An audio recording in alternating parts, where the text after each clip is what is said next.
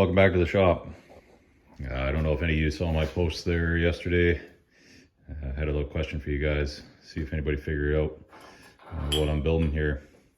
So I saw this really cool wind chime on Pinterest and had some extra pipe kicking around. I figured we'd go ahead and build one for the shop here. You believe that? Good. I don't use Pinterest. I'll show you what we're actually doing here. Wind chime for the shop. You didn't actually believe me, did you? So this is what we actually built. Some of you might recognize this if you're into hot rodding at all. This is a pipe anvil. Gene Winfield was apparently one of the first guys to come up with this idea, and the purpose behind it is if you need to bend some sheet metal. I got 3 different size pipes here. I used a 4.5. I got some, I think it's 2.5 and a piece of 2 inch. It's the only offcuts I could find at the local scrapyard here. As you saw, this one here was pretty rusty, so I just went over it first with a flap disc, just an 80 grit. Got the worst of it off. And then I got these surfacing discs. You can get them on Amazon.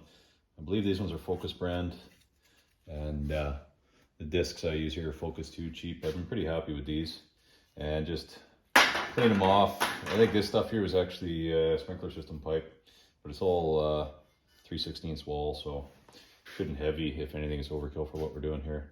So yeah, if you need to bend some sheet metal, you can stick it in here, bend it over that way if you want a gentle curve, or you can bend over these ones if you want a sharper curve. I'm not building a stand for this. I've got my metal sawhorses here that I'll just set this on with the sawhorses perpendicular and just clamp it down, because I'm not going to be using this very often, and the whole reason we built this was for bending up some sheet metal for the 68 F100 there that we've got to do some body repairs on. So I just sprayed this down with some fluid film, keep the rust off of it. And if you've never used fluid film, I just recently purchased some. It stinks. It smells like, I don't know if you've ever tried Irish Mist. It's an Irish liqueur. It smells like that combined with sour socks, which Irish Mist kind of smells like sour socks anyways, but I'll keep the rust off anyways. Like I said, this is 34 inches overall, and total working width here is, we got just over 30 inches between, which I'm not going to be building any big panels. I'm just making small patch panels, so this is more than adequate. You can build them as long as you want if you're doing big panels. If any of you guessed wind chimes, you were wrong. So like I said, this is pretty easy to fabricate. Just some 1/2 inch washers, uses spacers just to set your gap. It gives you a fairly thick gap. I mean, that's probably a good solid 1/8 inch there. So, and yeah, put your washers in, clamp it together. I just tacked, which you can see.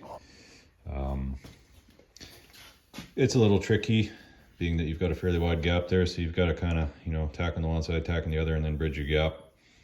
But that's it for today. We'll be back again tomorrow. Hopefully start getting some stuff on the go here. Just trying to get a little bit prepped here. I kind of like to be set up before I tie into major projects, so I want to get some of these little things out of the way, so once we roll on that 68 there, we'll be good to go. That's it for now. We'll see you next time. Thanks for watching.